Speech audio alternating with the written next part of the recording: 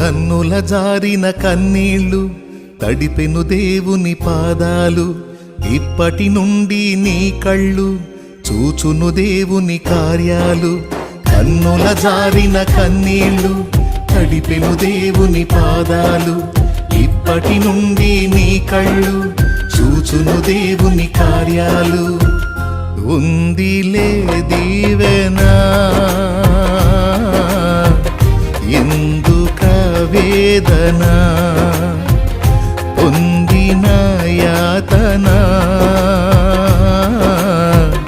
దేవుడే మరచునా.